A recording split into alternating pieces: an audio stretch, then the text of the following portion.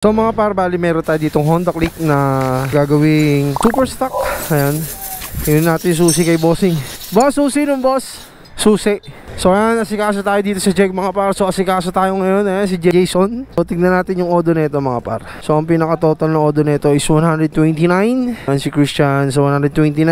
So titignan natin dahil nag-iingay na nga to.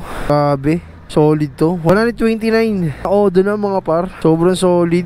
So schedule natin ngayon is Aerox Honda Click Sporty mga par. So ayan si bossing So siya yung may-ari ng Honda Click.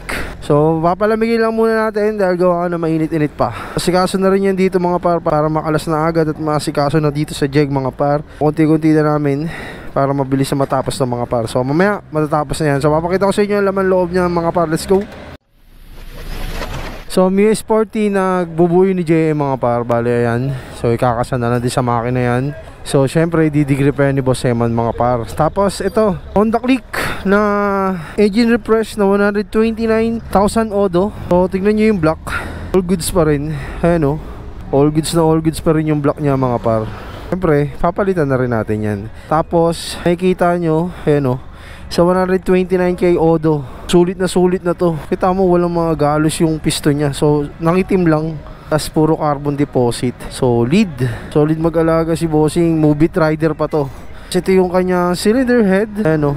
So lilinisan lang din to mga par. Tapos overall yung refresh naging tutong na din. Syempre sa tagal na rin tong nagagamit, kaya naging ganito na rin. Tapos galing pa to si bossing ng Bicol. Sakay sa Bicol boss, tigadait pa si bossing mga par. Ayan pre, papalitan na rin natin yan ng head gasket cover. Ayan, tapos yung water pump nya goods pa rin, linisan lang to mga par.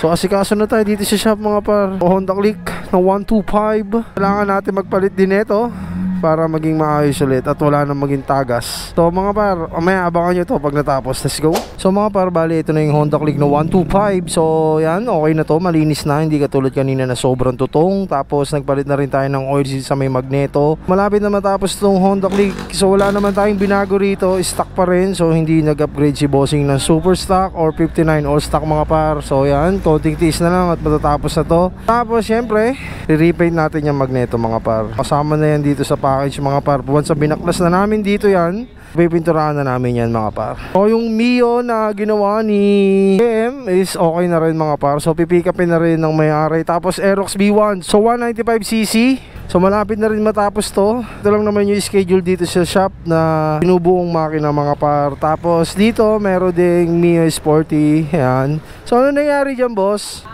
Sumabog si Kaso.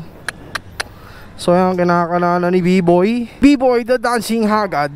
Yan, basag, agay. Ayan mga par, basag, asikaso. So ang gumagawa niyan mismong may-ari. Bawas labor, bawas asikaso.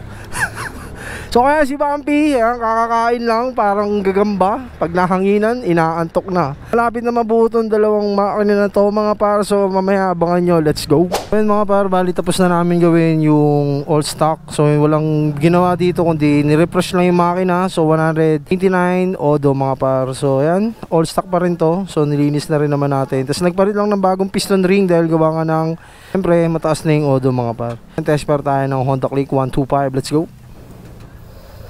So yun, namumula yung battery. So may problema yung battery niya dito mga par. So mahina na yung battery niya. Kaya one click pa rin siya. So all goods na tong Honda Click 125. So next natin dito is yung Aerox B1 na 210cc mga par. So yan, malapit na rin mabuo yan. So nakakasan na rin si chassis yan mga par. Kaya yung mga tropa natin dito ay si Boss Eman. So asikaso din si JM dun sa Mio na nasa likuran niya mga par. Ayan all goods na tong Honda Click 125. So yun lang mga par. So abangan nyo tong Aerox B1. Let's go.